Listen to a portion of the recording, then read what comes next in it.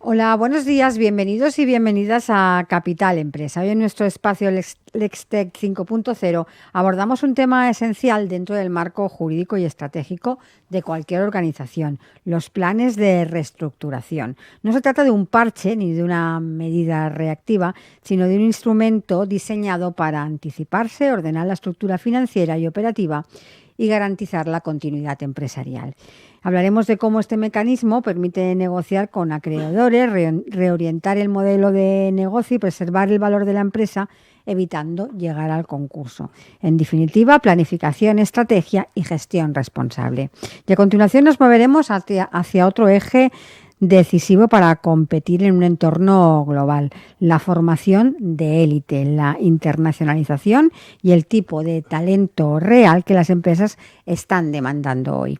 Profesionales capaces de aprender rápido, tomar decisiones y aportar valor desde el minuto uno. Talento que combina visión global, ejecución y capacidad de adaptación. Así que arrancamos Capital Empresa.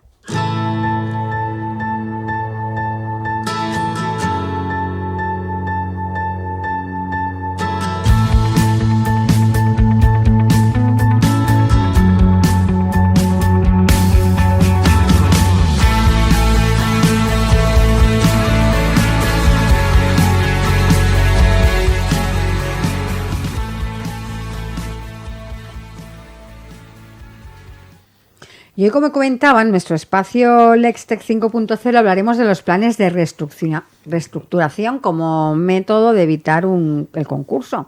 Y para ello contamos con la presencia de nuestro colaborador, con Jesús Soler, abogado experto en tecnología, que cada semana nos acompaña para traernos novedades legales que pueden afectar tanto a empresas como a profesionales. Jesús, buenos días. Buenos días, ¿qué hay?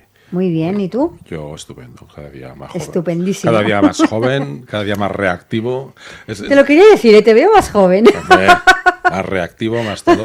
No, me hace gracia porque ahora toda la formación es reactiva, adaptativa, respuesta rápida. En nuestra época todo era memorizar y memorizar. Y hasta aquí hemos llegado igual hasta aquí. Pero hemos llegado igual hasta aquí y quizás tenemos mucha más base. Ahí lo dejo. Dejamos ahí la cosita. Porque lo comparas con lo que son las oposiciones y dices, ¿cómo puede ser que hagan oposiciones todavía de memorizar todo lo que hay que memorizar? Cuando yo acabé y hice un simulacro de oposiciones, me dijeron, bueno, pero yo preguntaba, ¿por qué? Dice, porque así tienes la base, tienes el pozo de dónde sacar todo el resto del conocimiento. Si no tienes ese pozo, que es la obligatoriedad de memorizarlo, la reactividad no la vas a tener nunca. O sea, lo que no consigues con la experiencia, porque tienes que empezar a trabajar enseguida, lo consigues con una base humanística de conocimiento brutal y dices, guau, ¿y por qué? Dices, porque te va a hacer falta. Pues sí. Entonces dices, bueno, pues quizás sí que tienes razón. Es un debate, ¿eh? En aquel momento me decían, dice, no, el caso práctico tú puedes tener todos los libros que quieras y el plan general contable, todo lo que quieras. Dice, pero hay tan poco tiempo para hacerlo que no te da tiempo a consultarlo, más para que te lo sepas. Digo, Mira. Entonces dices, entonces te memorizabas el plan general contable porque sabías que no te iba a dar tiempo. Y esa escuela creo que nos ha impuesto que dices, bueno, me tengo que conocer todo lo que estamos diciendo ahora para luego poder encontrar las soluciones.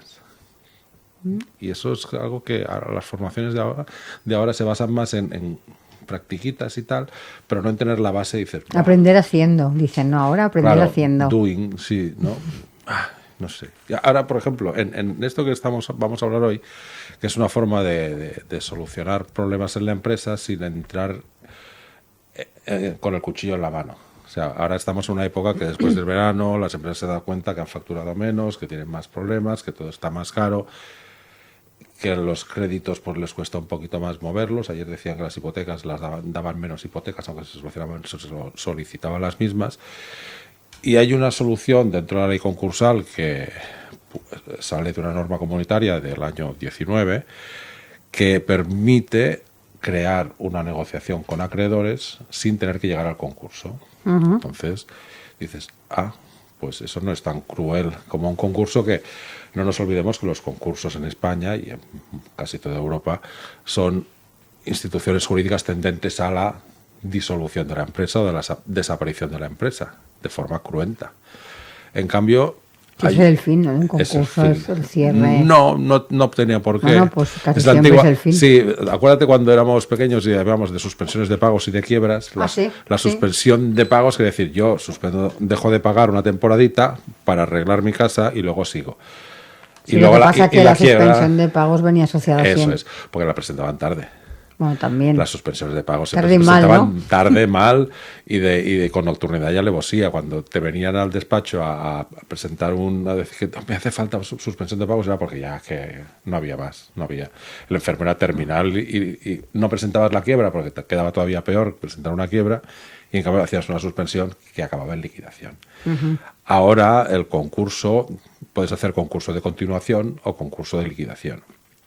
Pero hay este sistema previo que es que, cuidado que lo voy a pasar mal, voy a hacer un plan de reestructurar mi negocio porque quiero continuar con la empresa, porque creo en el negocio, creo que el producto está bien, que el mercado todavía aguantará, luego vas a haberme metido en camisas de 11 varas y no puedo. Es un símil de la ley de segunda oportunidad, ¿no? ¿Es una segunda oportunidad para la empresa? Sí, si tú crees en la empresa, lógicamente en la persona que hace la segunda oportunidad no lo vas a matar y la empresa pues tampoco. Entonces, no, es que yo creo que esta empresa reestructurada de otra forma, llevada de otra forma o con las deudas aplazadas de otra forma va a poder mantenerse. Entonces no entras en concurso, sino que entras en un plan de reestructuración, que es un proceso de negociación que se solicita al juzgado, se comunica, perdón, no hay solicitud, es una comunicación al juzgado de que vas a empezar a negociar con los acreedores. Esa comunicación automáticamente el juez te la recoge, se inscribe en un registro, en el registro concursal, y automáticamente que tú has comunicado que vas a empezar un plan de reestructuración, se paralizan las ejecuciones singulares, con lo cual dice, vale, vas a estar 3 meses o 6 meses y lo puedes alargar, se podría alargar más, que vas a tener tranquilidad para negociar con tus acreedores, no te van a agobiar. Tú dices, está bien, ¿no? Porque eso puede permitir reestructurar el negocio, reestructurar los créditos, hablar con ellos, reestructurar incluso internamente la sociedad, los accionistas, una serie de cosas. Y al salir de este proceso de reestructuración con un plan de reestructuración que firmen los acreedores o que lo suscriban, el juez lo homologará, se inscribirá en el registro concursal y la empresa tirará adelante con un plan que era la antigua finalidad de la suspensión de pagos. La suspensión de pagos acababa en un convenio y ese convenio es el plan de reestructuración actual, ¿vale? Es muy interesante porque te permite prever de que, vale, yo voy a pasar problemas, voy a poner la tirita antes de la herida. Antes de la herida. Tienes que tener muy claro que tu finalidad es la continuidad.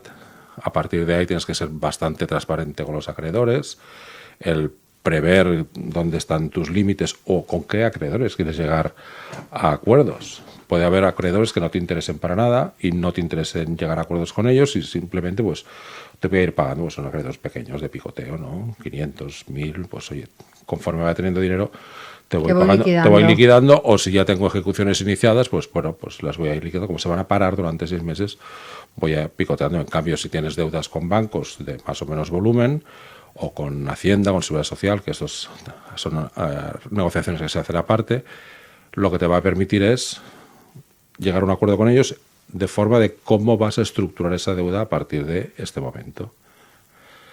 Puede ser de que les plantees una quita, una suspensión de 5 años, pagar de otra forma, estructurar los acreedores estructurar incluso con accionistas conforme vas a hacer una ampliación de capital y cuando se desarrolle esa ampliación de capital vas a pagar N deudas a cargo de esa ampliación de capital. O sea, te permite muchísima flexibilidad, ¿vale? Y el juzgado lo único que va a hacer va a ser mirar. Tenemos un profundo debate sobre si hace falta un experto independiente o no. Hay juzgados que nos dicen que no hace falta, hay otros que dicen que sí. En Europa, en la directiva que hemos transpuesto, no queda muy claro si hace falta ese experto independiente o no. Realmente no hace falta si todos los acreedores están de acuerdo. Si tú vas a negociar con 10 acreedores y los 10 acreedores votan que no, que sí, no te hace falta ningún experto independiente porque todos están de acuerdo en el planteamiento que les has hecho. Si uno dice que no, ahí tenemos el problema de que es posible que ese acreedor disidente, que le va a afectar ese plan por mayorías, solicite que tuviera que haber un experto independiente. Bueno, ese es el gran debate, que hay juzgados que dicen que hace falta un experto independiente, otros dicen que no hace falta experto independiente. Como abogado hay veces que merece la pena tener un experto independiente, y pongo las comillas en independiente, porque también es una transposición errónea en la ley. O sea, la directiva comunitaria lo único que dice es que tienes que tener un profesional de la reestructuración. Vale. Y dice exactamente practitioner, ¿no? En reestructuraciones. Eso quiere decir que sea un experto, pero no te dice que sea independiente. Claro. O sea, tú puedes tener en tu casa, tú como despacho de abogados, tú puedes tener un economista especialista en concursos que lo que se dedica es a redactar los planes y es un experto. Sí. Como aquí le han puesto el marchamo de independiente, dices, bueno, que estás reconstruyendo el perfil de un experto independiente hacia los antiguos interventores judiciales. Claro. ¿No? El administrador concursal, sus interventores, los está reconduciendo hacia ahí como ahora como experto independiente. ¿Y por qué tiene que ser independiente? Si lo que dice la ley es que aconsejarán al deudor y a los acreedores cuál es la mejor manera de llegar a un acuerdo. Al final, no nos olvidemos que es una cosa que es paccionada. O sea, claro, yo propongo cosas y al final se votan. Claro. El experto lo que tiene que hacer es que conseguir el mejor acuerdo, exacto, y que el acuerdo se cumpla. Claro. Con lo cual dices, me da lo mismo que sea independiente que no sea independiente. Porque la dependencia al final siempre es de quién te paga. Sí, claro. Entonces, si el deudor no lo nombra, lo pueden nombrar los bancos o los acreedores y lo tienen que pagar ellos, con lo cual la dependencia orgánica es de quien te paga. Claro.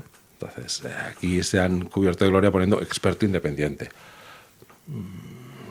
¿Y qué empresas se pueden acoger a hacer un plan de... Cualquier empresa. ¿No tienes que tener un máximo de deuda o...? No, hay dos tipos de tramitaciones, lo que se llama de microempresa y la normal. La de microempresa todavía es más rápida. Bueno, es más rápida, sí. A ver, me lo pienso. Es más rápida si el procedimiento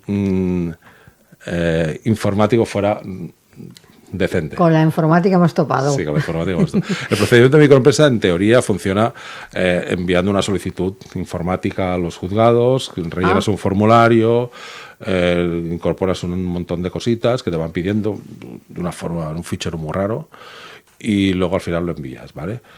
El problema es que es un formulario muy sencillo, donde no puedes explicar cosas. No, yo, por ejemplo, me he encontrado, he hecho un formulario sencillo. Le he puesto un anexo para explicar más cosas y lo comunico. Digo, además te adjunto un anexo explicando. Y ha habido acreedores encima que me impugnan diciendo que no había justificado las causas del plan, la necesidad del plan. Digo, es que el formulario es el que es, no puedo poner ahí. Solo puedo poner sí, ¿no? Blanco, negro, no puedo casi poner, la casilla es así, la puedes ampliar un poco, pero ahí tampoco puedes explicar la Biblia. Aunque luego pongas un anexo y explicas más cositas, no está pensado el procedimiento de microempresas para que expliques ahí la Biblia en pasta, el por qué sí, por qué no y cuáles son las medidas que vas a tomar. Porque eso al final se entiende que una vez solicitado y una vez montado el plan, lo que pretendes es explicar durante la fase de negociación. O sea, tú te reúnes con cada uno de los acreedores, te reúnes en común con los acreedores, se preparan los diferentes planes o preplanes o proyectos de planes, se cruzan una serie de documentos hasta que al final dices, vale, este sí, estamos de acuerdo en esto, vale, la mayoría estáis de acuerdo, sí, bueno, siempre hay alguno que va a ser un disidente, o parece que sí, pero es que no, y luego, como en todas las casas, siempre puede haber un submarino ahí que parece que sí, pero que al final es un curco que te está ahí comiendo por debajo de la tostada, ¿no? Pero bueno, ese es el juego que hemos jugado siempre que hacemos concursal. Siempre hay muchas entidades con padres y madres diferentes, con inquietudes diferentes y que al final de los finales, el día de que van a ir al notario, la estructuración está muy bien porque no hay que hacer una votación, sino que tú presentas el plan, lo envías al notario, el notario comunica que hay un plan depositado, el juzgado sabe que hay un plan ahí depositado y los acreedores pasan por el notario y dicen, me adhiero o no me adhiero. El día que se cierra el acta, pues se suman 1, 2, 3, 4, 5, hay mayorías. Mayorías funciona por tipos de créditos, o sea, los bancos por un lado, crédito público por otro, acreedores comunes por otro, y al final dices, bueno, pues todos los créditos han votado a favor, el 100%, perfecto, no hay ningún problema, o ha habido gente que ha votado que no. Bueno, entonces me hace falta un informe, aquí sí, de un auditor de cuentas que haga los números bien hechos. O sea, el notario lo recogerá, entonces se lo envías a un auditor y el auditor hace los números diciendo, pues vale, hay mayoría de clases, mayoría de créditos y vale, se ha votado que sí. Todo eso se coge, se lleva al juzgado, el juez ve que el informe del auditor dice que sí, que se ha aprobado con las mayorías suficientes y el juez lo único que puede hacer es homologarlo, si se cumplen todos los parámetros documentales y formales que pide la ley. No puede entrar en cuestionar si le parece bien que esté a 5 años, a 7 años, o que haya una quita del 10%, del 50% o del 90%. Solo puede meterse un poquito en el crédito público, porque por defensor de la Hacienda Pública pueden cuestionar que bueno, es que hay más de 12 meses, hay menos de 12 meses, pero poquito. En el resto, si el juez dice, a ver, está esto, este documento, el informe del auditor, sí, hay un informe, ha intervenido un experto independiente, si es necesario, o si estima que no es necesario, también dice que me da lo mismo, pero no necesita un informe de un experto independiente, con lo cual es una figura que queda. ¿Ha intervenido un experto independiente? Sí, fulanito. Vale. La obligación del juez a partir de ese momento es homologar. Simplemente. O sea, es una mera declaración formal. Y a partir de ese auto de homologación empieza a correr el funcionamiento del plan. Tan fácil como eso. Si puede haber los acreedores que no hayan votado a favor, pueden tener una cierta capacidad de impugnación si ven que hay algo que ha pasado que no están de acuerdo, pero no pueden impugnar el plan a los que no le afecte el plan. O sea, cuando hemos dicho que hay una serie de acreedores que no me interesaba ponerlos en el plan porque eran poco, sí. 500, ¿no? O uno grande que sé que me va a votar siempre que no y me va a impedir llegar a acuerdos, pues bueno, con este ya llegaré a otro acuerdo, pero ya pactaré como podamos. Y si quieres pero seguir, por lo menos no me impide. Pero no me impide llegar a acuerdos con los otros 5, 10, 15, 20. Por ejemplo, un acreedor internacional. Nosotros lo hemos hecho en algún caso con acreedores, por ejemplo, de fuera. En el caso que yo viví fuera, eran chinos. Entonces, para conseguir que los chinos estuvieran en las negociaciones, vinieran a enviar un apoderado para firmar en España, era bastante. Y aunque a la empresa china se le debía dinero, preferimos llegar a un acuerdo aparte y no incluirlo en ese plan porque nos impedía la agilidad necesaria de acreedores que estuvieran aquí, la banca principalmente, ¿no? Entonces, solo te afecta a los acreedores que están en ese plan. Y a partir de ese momento, el auto judicial afecta a toda esa gente. Lo único que tienes que hacer es cumplirlo. Te da una reserva espiritual de 5 años para decir, bueno, pues ahora ya las aguas están calmadas. ¿Y quién en este caso controla que el plan se cumpla? ¿O los propios acreedores. Vale, no hay una figura del juzgado, de algo que... No, los propios acreedores son los que tienen la potestad de que si no se cumple lo que se dice el convenio, que es los pagos en un tiempo determinado, pues si el día tal hay que pagar N y no me has pagado, pues ahí tenemos un problema, ¿no? O le requieres de pago o ejecutas la homologación del plan y pasa al juez diciendo, oiga, que es que en este plan hay que pagar tal fecha y no se ha pagado. Y puedes optar en ejecutar ese plan, que es ejecutar la homologación del plan, o decir que el plan se ha incumplido y que volvamos a la situación pre-plan. O sea, que si había quitas, se vuelven a contar, que es un problema. Claro, si en el plan de resolución te permite hacer quitas igual que en la segunda oportunidad. Pero si no la cumples... Y si no la cumples, se revierte. Entonces ahí... Por eso son los propios acreedores que van a estar vigilando si el plan se cumple o no se cumple. Entonces, lo que yo suelo hacer, o lo que solemos hacer es que los pagos solo sean una vez al año. porque así te dejan 12 meses de tranquilidad. Si tienes que hacer pagos mensuales y encima arrancar la empresa y volverla a reestructurar y relanzarla, y tienes que estar cada mes con el cuchillo en el cuello, es un problema. En cambio, si mira, yo voy a estar 12 meses tranquilo y en el mes de diciembre o en enero, cuando se decida el pago, pues ya habré hecho la provisión suficiente para hacer la liquidación correspondiente, ¿no? Entonces se hacen pagos así y escalados. Es mucho más cómodo que un concurso, mucho más sencillo que un concurso, porque no tienes siempre la espada de un administrador concursal ahí vigilándote, porque sigues teniendo toda la capacidad de gestión, no te la quitan.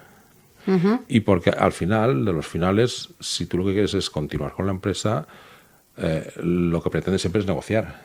Claro. Y la finalidad de un plan de reestructuración es la pura negociación, que es la esencia de un concurso de acreedores, ¿vale? Que puedes llegar a cualquier tipo de acuerdo. ¿Por qué? Porque las dos partes quieren que la empresa funcione y quiero llegar a cobrar. Si tú lo que pretendes es, voy a cerrar, pues concurso de liquidación y se ha acabado. Ahí sí que tiene que intervenir un administrador concursal que diga cuáles han sido las causas, que te retire la gestión o la administración de la sociedad durante el tiempo que vamos a estar negociando, cerrando los convenios o liquidando directamente la empresa, porque la finalidad última de un concurso casi siempre es la liquidación, el cierre. Porque siempre llegan tarde. Si tú lo que prevés es que, cuidado que este verano me ha ido mal, he perdido N pedidos o N lo que sea en los meses previos, voy a pasar dificultades ahora o las voy a pasar adelante, pero yo quiero seguir porque esta empresa es de mi abuelo, de mi lo que sea, o que me hace ilusión, pues se monta un plan de reestructuración y es bastante sencillo. Y obviamente es un poco más barato de gestionar que un concurso de acreedores, donde ahí al final coges el pasivo, haces la raya y eso vale N. Ojo, vale N para el abogado, para el procurador, vale N para el administrador concursal. Sí, claro. Entonces al final dices, todo el mundo claro, aquí pones un experto independiente que lo que te va a hacer, o no, que lo que te va a hacer es apoyar, pero no tiene por qué hacer un informe exhaustivo, sino que solo tiene que colaborar en que todo el plan cuadre. El trabajo de abogados al final es lo de siempre, papeleo y negociar, pero también puedes apoyarte en la negociación en el experto. Y el resto es documentación, notario y para adelante. Es mucho más práctico y más barato si lo que pretendes es que la empresa continúe. Y es un mecanismo que está muy bien. ¿Y lo están utilizando bien las empresas de aquí o yo todavía? Yo llevo 3. Yo ahora en marcha tenemos 3. Y se prevé que empiecen a entrar en esa dinámica. Es una institución bastante nueva. Los bancos, cuando hablan de esta institución, tienen problemas para instrumentarla porque es que esta institución es muy reciente. Nos estamos encontrando que empiezan a llegar ahora planes de reestructuración, con lo cual dices, bueno, es buena señal porque la empresa tiene que conocerlo más, cómo funciona un plan de reestructuración y que es una buena herramienta para la continuidad. Si lo que quieres es cerrar, ves al concurso, te olvidas, tiras la llave y fuera. Pero si tú lo que quieres es continuar con tu negocio, ¿y por qué? Porque has podido cometer errores o porque el mercado ha cometido errores o no te ha ayudado, pero ves que la posibilidad de hacerlo funciona, pues reestructuras, lo típico. La tienda, pues le cambio los paneles, cambio los precios y tiro adelante con la tienda. ¿Y esta reestructuración solo tienes que presentar el plan de cómo reestructurar tus pagos pendientes o también un plan de viabilidad después de haber hecho eso? Va todo junto. O sea, lo que te dice la ley es que tienes que tener una expectativa de viabilidad. Vale. Pero obviamente hay unos flujos de caja que tienes que cumplir, unos Exceles con cómo vas a conseguir esos flujos de caja que te permitan pagar la deuda. Vale. Y al final es lo de siempre.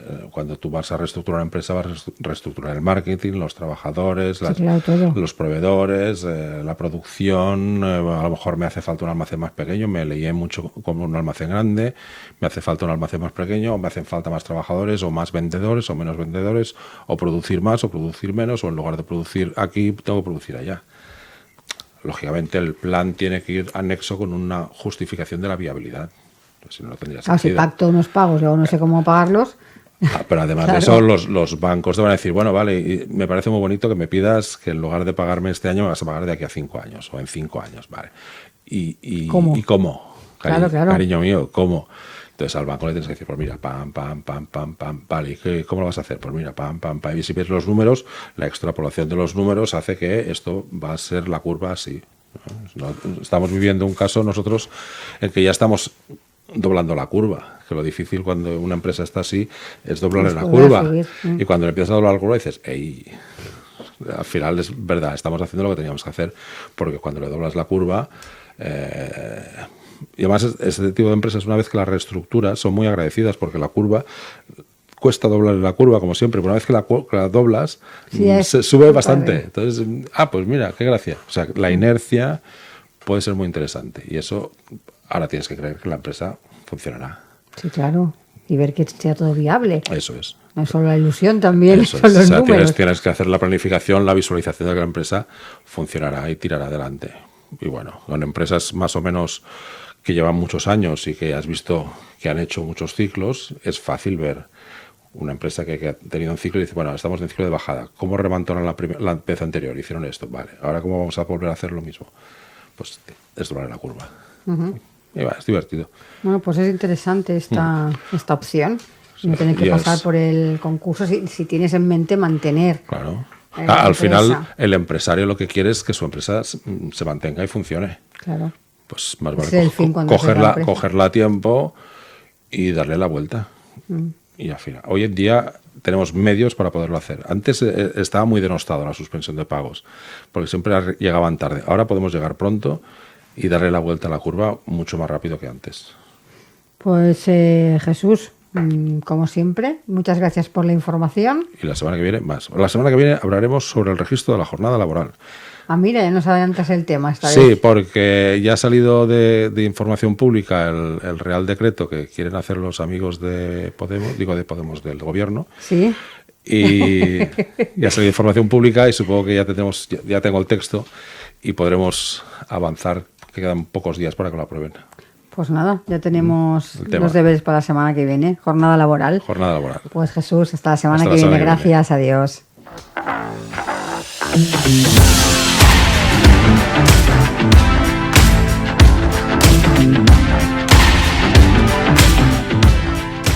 Cada día, de lunes a viernes, os estaremos acompañando para hablar como siempre de empresas, de emprendedores y de comercio. Sigue con nosotros la actualidad que rodea al sector empresarial de la mano de nuestros colaboradores e invitados. Economía, inversiones, nuevos proyectos, comercio, formación, nuevas tecnologías. Como siempre, Capital Empresa.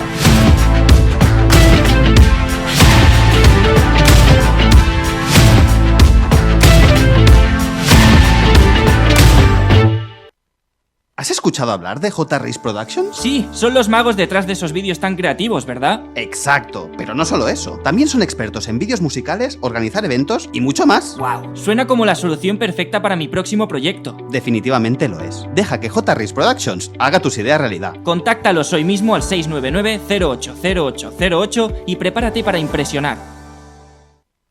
¿Buscas dar vida a tu idea de podcast? Entonces estás en el lugar correcto. En Wavesmith Studios, la aceleradora de podcast, convertimos tus sueños en realidad. Desde la concepción hasta la producción, estamos aquí para ti. Contacta con nosotros hoy mismo en el 699-080808 y déjanos llevar tu proyecto al siguiente nivel.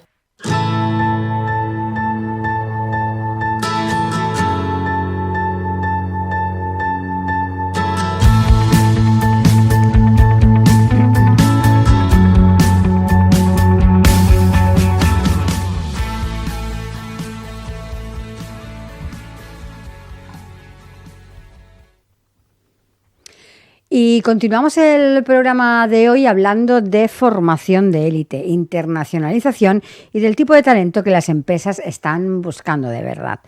SCP Business School vuelve a hacer historia. Su máster in management ha sido reconocido por 20º año consecutivo como el mejor de España. 20 años liderando un ranking no es suerte, es excelencia sostenida. Para entender cómo se llega a esto, hoy nos acompaña el señor Alberto Martínez. Él es el director académico del programa en el campus de Madrid. Señor Martínez, bienvenido. Buenos días. Encantado de estar aquí y de compartir la experiencia que tenemos con el programa con su audiencia. Señor Martínez, 20 años consecutivos como número 1 en España. ¿Cuál diría usted que es la clave real de este liderazgo sostenido? Bueno, yo creo que es el modelo del programa y el modelo de la escuela. La escuela es una escuela multicampus que lo que ofrece es un trabajo conjunto de 5 sedes para dar una misma formación. De alguna manera somos como una escuela de negocios que tiene 5 plantas en la que el alumno entra por cualquiera de ellas y estudia en cualquiera de las otras. Entonces, eso te permite una integración de esa formación en todos los campus de la vez. Y luego, por otro lado, el modelo de programa que te obliga a compaginar, por un lado, la formación, por otro lado, las prácticas, por otro lado, todo en un entorno internacional, tanto la movilidad como el grupo en el que estás incluido, puesto que en clase tenemos alumnos que han reclutado todos los campus. Y esa movilidad hace que estar con unos compañeros un cuatrimestre y el siguiente con otros o con los mismos en otro campus, y ello pues te va desarrollar una serie de competencias, habilidades de movilidad, de interculturalidad, de trabajar en equipo, que hacen que la gente, pues los participantes, adquieran una formación y unas capacidades pues muy interesantes para las empresas de hoy en día. Y desde hace 20 años. Usted nos habla del multicampus. De hecho, SCP fue pionera en trabajar este programa multicampus, donde el alumno estudia en diferentes países. Esto es muy importante remarcarlo, ¿no? ¿Qué aporta esta experiencia real de internacionalización que no cabe en un aula? Pues la verdad es que es un trabajo muy de toda la organización para conseguir que no sea como una confederación de universidades, como un Erasmus, sino que sea un trabajo coordinado, que los alumnos que estudian en Londres, París, en Madrid y en Berlín, cuando llegan a Turín, tengan todos la misma base y puedan desarrollarse de igual forma. Entonces, lo que encuentran es una oportunidad de enfrentarse a situaciones, a entornos distintos, los distintos países, los distintos campus, incluso la forma de gestionar. Aprenden a integrarse en distintos entornos culturales y a partir de ahí desarrollar mejor sus competencias. Y eso se lo encuentran de una manera coordinada, organizada. Tienen que desarrollarlo, pero toda la universidad y toda la escuela está coordinada. Ustedes nos hablan de un 100% de empleabilidad en 3 meses. ¿Dónde está ahí la magia? ¿En el programa, en las empresas o en el tipo de alumno? Bueno, tiene que ver mucho con el tipo de alumno. Es un alumno que quiere enfrentarse a retos. A lo mejor es un alumno que no ha tenido opción y quiere enfrentarse a los retos. O es un alumno que está acostumbrado a esos retos y quiere continuar con ellos. Pero también tiene que ver mucho con el programa y con la escuela en sí. La escuela tiene un enfoque muy orientado hacia la empresa. Pertenecemos a la Cámara de Comercio e Industria de París, a la que pertenecen las empresas en París, con lo cual es una respuesta a una necesidad de las empresas, y eso hace que en todos nuestros programas, por cada año de estancia en el programa, tengas que hacer una práctica de 3 meses. Por tanto, nuestros alumnos, al final de los 2 años, acaban con mínimo 6 meses de prácticas. Además, durante todo el proceso han tenido un soporte para el trabajo de elaboración de currículum, el trabajo de cómo enfrentarse a entrevistas de selección, a propios de selección, cómo mejorar tu perfil en LinkedIn, etcétera. Les damos una caña, les enseñamos a pescar, pero luego ellos son los que tienen que aplicarlas a estas empresas. Y hacen esa formación, aparte de en todos los temas académicos, también en la búsqueda de trabajo a través de las ofertas de prácticas que tenemos en todas partes del mundo. Y eso hace que el alumno esté muy enfocado ya a la empresa y, de hecho, pues cuando aplican al trabajo ya llevan detrás todo un bagaje de experiencia previa en prácticas. Podríamos pensar que esta excelencia se queda en la teoría, pero lo interesante es cómo se aplica, usted lo decía, ¿no? En el mundo real. Me gustaría hablar ahora de un poco de experiencias, de empresas y de oportunidades. Tener estudiantes de 57 nacionalidades, ¿cómo impacta esa diversidad en la formación y en los proyectos reales con las empresas? Bien, pues por un lado te hace tener una apertura de mente a encontrarte gente muy distinta, a estar dispuesto a encontrar esos puntos de intercambio, y eso hace que el alumno sea también un nexo de unión pues, en organizaciones multinacionales, que pueda comunicarse de manera fácil con otros partners, con clientes, con otras sedes, y desarrolle a través de estar en esos grupos internacionales esa multiculturalidad y esa apertura de mente que requiere pues, el mundo de la empresa, y que esa competencia que desarrollan sea muy interesante para las empresas, el tener a alguien que puede conectarse de manera sencilla pues, con clientes de muchos sitios o que tiene contactos. También hay un elemento muy esencial en la escuela, que es todo el networking que desarrollas con gente de todo el mundo. Acaban de lanzar un programa Fast Track con CEIPS que pasa por 4 países, incluyendo China. ¿Qué busca un alumno que elige un itinerario tan intenso y qué valoran las empresas de estos perfiles? Sí, este Fast Track es un track dentro del Master in Management. Es un track que hacemos conjuntamente con CEIPS, que es la Chinese European International Business School, y lo que permite, por un lado, es directamente acceder al mercado chino a través de un insider como es CEIPS, y también, por otro lado, un Fast Track, realizar toda la parte formativa continuada y, por tanto, acceder a esos mercados. Hemos dicho que por cada año en la escuela del programa requerimos 3 meses de experiencia. Y lo que hacemos es exigir una experiencia mínima previa de 12 semanas, de manera que podamos, saltarnos esos periodos intermedios entre el primer y el segundo año. Y, por tanto, alumnos con una experiencia mayor que otros pueden acceder a un track más rápido para acceder luego al mercado. Eso por un lado. Y, por otro, lo que le permite estar en un grupo de alumnos, conjuntamente con los alumnos que selecciona CEIPS, en el que van a trabajar directamente con alumnos de China, con futuros profesionales de China, desarrollar esas competencias que hemos dicho más orientadas al mercado chino. Es muy complicado el mercado chino entrar, desde luego, pero eso te da un conocimiento, un saber relacionarte con ese país que tiene tanto potencial y a su vez tanta fuerza y posibilidad de negocio. Ustedes cuentan con más de 25.000 antiguos alumnos en su red internacional. ¿Qué valor real tiene esta red para un estudiante? Bueno, 25.000 solo del Master in Management. Sí. Tenemos unos 90.000 en más de 193 países. Entonces, eso te permite encontrar un alumno SCP en donde vayas. Pero te permite una herramienta clave que es el networking. Los antiguos alumnos es un elemento muy fuerte. Yo recuerdo el caso de una chica española que trabajaba en Francia en una constructora y en un momento dado quiso probar Oriente Medio, quiso probar Dubái, Abu Dhabi, y lo que hizo fue a través de la red de antiguos alumnos, contactó con alguien y encontró trabajo para ella y para su marido.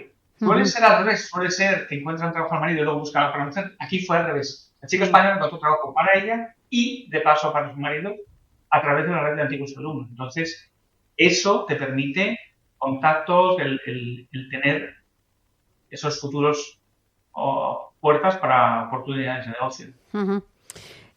Viajar, trabajar, crear red, todo esto abre muchas puertas, pero para liderar en futuro no basta con saber hacer, sino también con, digámoslo así, hay que saber ser. Y aquí podríamos entrar en la siguiente parte, ¿no? Ustedes trabajan mucho el liderazgo, la comunicación, el pensamiento crítico. ¿Por qué son tan importantes hoy y cómo se entrenan de forma práctica?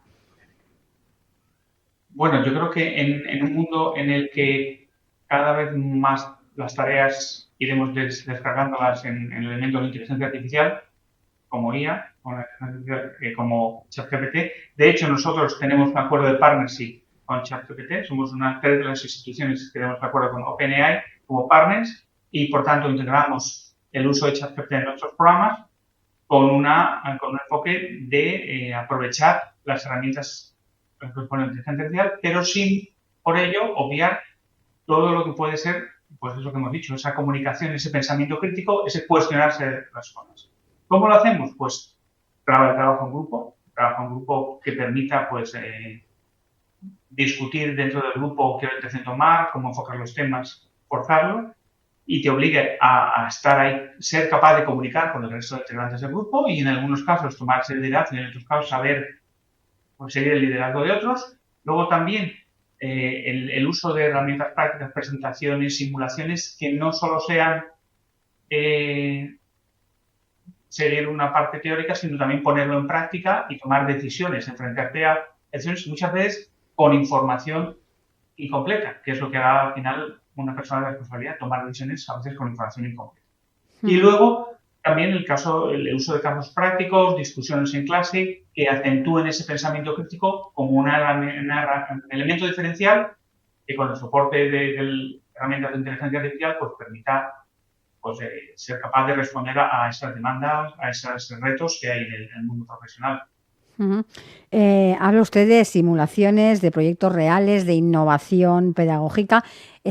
¿Podríamos decir que estamos dejando atrás la clase, digámoslo así, magistral tradicional, o todavía hay quien se resiste? Es verdad que se está dejando atrás la clase tradicional. Ya no, la transmisión puramente de la teoría no es suficiente. El alumno tiene acceso a esa información de manera... Estábamos hablando de si esa clase tradicional continuaría o no. Pues hemos dicho que toda la parte teórica, cada vez más hay herramientas externas que nos ayudan a aportarla y entonces lo que queremos es ir un paso más allá. Queremos ponerlo en práctica, queremos introducir esas simulaciones en que el alumno tiene que, por ejemplo, integrar aspectos de estrategia con aspectos de marketing, con aspectos de operaciones y que pueda relacionar todas las cosas que ven en los distintos módulos y ser capaz de integrarlo y enfrentarse ahí con ello a la toma de decisiones. Así que la clase magistral poco a poco se va traduciendo en, digamos, hacer al alumno más business ready, que sea más integrable en las empresas. Desde su visión cercana al mercado laboral, ¿cuál será la habilidad profesional más valiosa en los próximos años? Bueno, yo creo que hemos mencionado el tema de pensamiento crítico. El pensamiento estratégico va a ser algo que las empresas van a demandar. Es el ser capaz de interrelacionar conceptos, de a partir de ahí presentar soluciones. Y eso es un elemento, ya lo hemos mencionado y creo que estará ahí. También la adaptabilidad, esa adaptabilidad de las distintas organizaciones a un entorno muy, muy cambiante y una capacidad de aprender de forma continua. Y es exactamente que te permite estar constantemente aprendiendo y adaptándote a los cambios que hay, siempre pues con un pensamiento crítico para poder discernir las decisiones a tomar en cada momento. Y luego aspectos como el liderazgo, trabajo en equipo, si se va desarrollando, siempre van a aportar. Hasta ahora hemos hablado del programa, ahora vamos a una pregunta que seguramente muchos se hacen, que es ¿quién puede entrar? ¿Qué perfil buscan para este Master in Management? ¿Qué hace que usted diga esta persona encaja y tiene lo que buscamos? Pues muchas cosas. No es el programa son 2 años. Un primer año, los primeros 4 meses son cursos troncales, comunes a todos, que hacemos todos los campus el examen a la vez en el mismo momento, el mismo día. Así que la formación debe estar muy coordinada. Pero luego a partir de entonces se abre un abanico de cerca de 60 especializaciones en aspectos de financieros, a lo mejor más específicas de algún sector, en real estate, en consumer goods, en food and beverage, pero también cosas más troncales en uso de inteligencia artificial, en dirección de proyectos, y tú combinas diversas especialidades, hasta 3 puedes combinarlas, de manera que eso permite que alguien que tenga la idea muy clara de lo que quiere pueda encajar, pero alguien que por otro lado no sabe lo que quiere pueda utilizar el programa para ayudarle a definirse a través de las especializaciones, a través de las prácticas que puede hacer. De hecho, entre el primer y segundo año, los alumnos pueden cogerse en periodos sabáticos para completar unos periodos de prácticas y, por tanto, probar sectores. Quiero probar el sector de la consultoría, si realmente me gusta o no, y si no, enfocarme en otros temas. Sí que el perfil que encaja, no hay un perfil único, puede ser alguien con ideas muy claras, pero también alguien que quiera realmente aprender. Sí que buscamos a alguien que tenga adaptabilidad, que quiera hacer cosas, que pueda integrarse y que pueda aportar. No hay un perfil único. Al revés, yo creo que hay candidatos que pueden hacer muchísimo de este programa y realmente aportarles a ellos para ayudarles a incorporarse al mercado laboral. Señor Martínez, ya para finalizar, si pudiera resumir en una sola frase qué significa estudiar en ESCP, ¿cuál sería esa frase que le gustaría que el alumno recordara toda su vida? Pues yo creo que es una experiencia única y que determina tu capacidad para integrarte en un mundo cada vez más cambiante y con más retos. Como algo excepcional, el poder estar en un entorno también tan diverso, tan variado, te permite asentar las bases de lo que va a ser un futuro profesional distinto. O sea, yo creo que es una experiencia única para el desarrollo de los profesionales del futuro. Pues, señor Martínez, muchísimas gracias por acompañarnos en el programa y felicidades por esos 20 años consecutivos en los que, bueno, ustedes han sido reconocidos como el mejor máster de España. Así que muchas felicidades y que continúen los éxitos. Muchas gracias y encantado. Es un placer, gracias. Y nosotros volvemos mañana. Les espero a las 11 en Capital Empresa. Así que hasta mañana y feliz día.